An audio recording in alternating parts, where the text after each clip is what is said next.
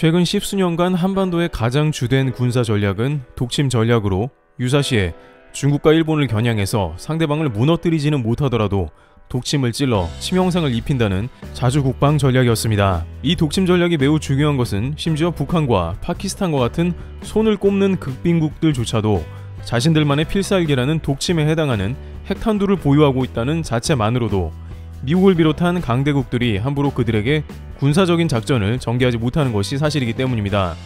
이러한 한국의 독침 전략을 분석한 것은 다름 아닌 미국의 정보 분석 기관으로도 알려져 있습니다.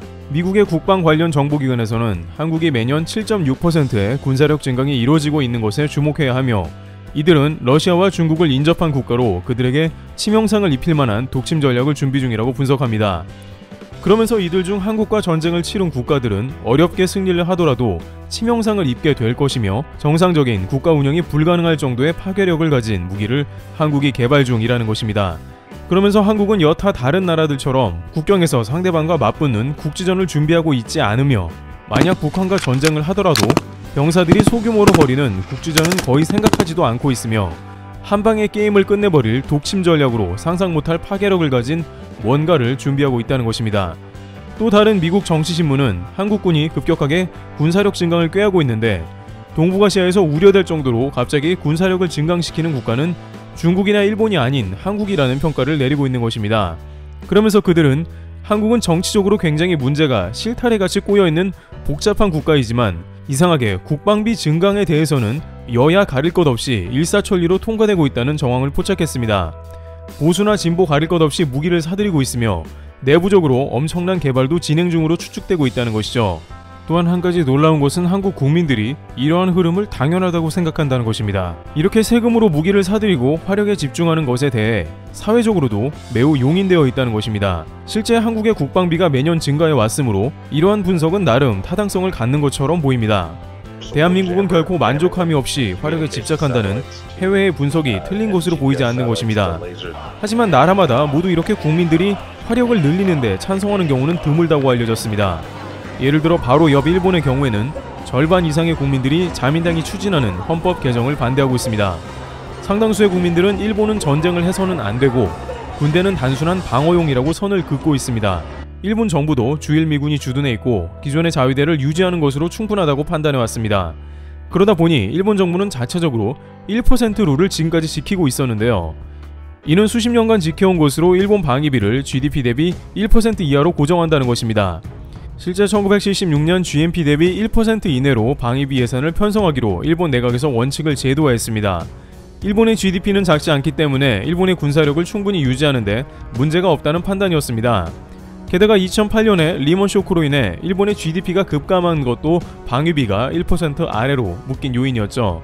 하지만 일본 정부는 2022년 처음으로 1% 방위비 룰을 전격적으로 깨버린 것으로 알려졌습니다. 스가 총리는 지금까지 얽매여온 방위비 1% 관행에 얽매이지 않겠다는 뜻을 전격 밝혔습니다. 스가 총리는 미국 뉴스위크와의 인터뷰에서 일본을 둘러싼 안보 환경이 점점 어려워지고 있다며 필요한 방위비를 확보하겠다고 말했습니다.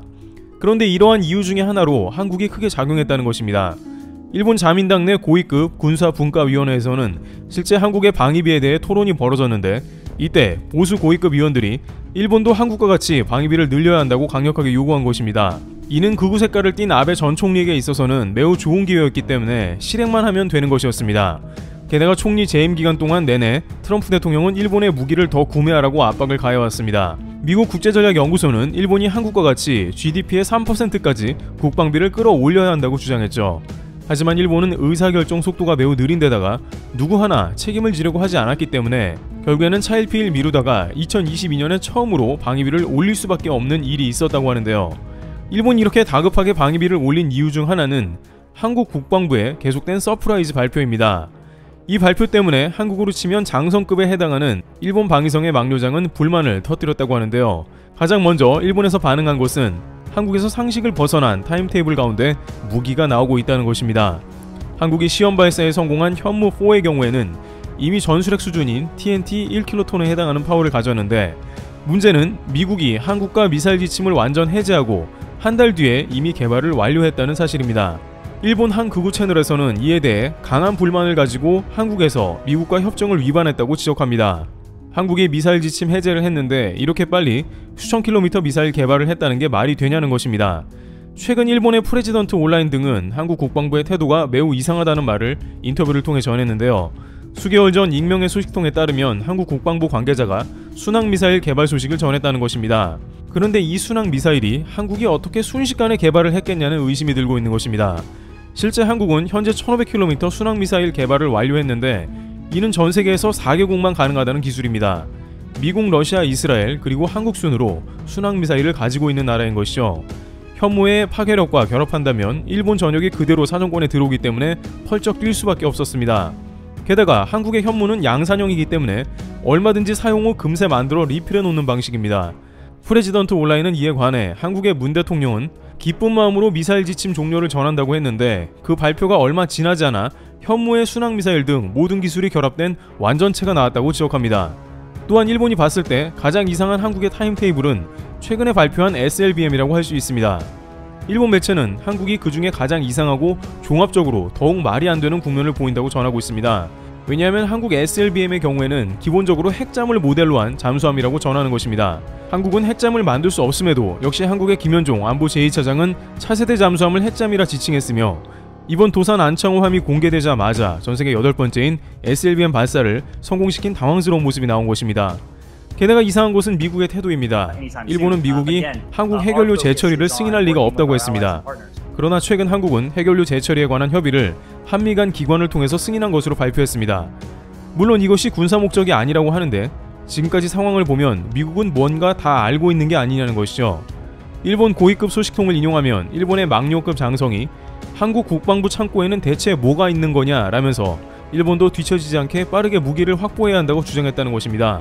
그러면서 현무가 양산체제에 들어갔다면 사실상 일본이 한국을 이겨낼 방법 자체가 없다는 것입니다.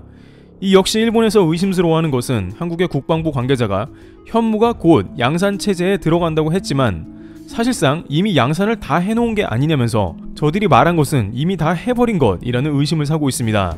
상황이 이와 같자 일본의 누리꾼들은 한국이 아무리 빨리빨리 문화가 있다고 하지만 이번 건 의심스럽다 혹은 미국의 허락 없이는 불가능하다. 아베가 일본을 망쳐놓는 동안에 한국은 바이든이 들어서자마자 창고를 개방했다며 한국의 수년간의 군사력 행보에 관해서 매우 우려를 더하고 있는 모습이 포착됩니다.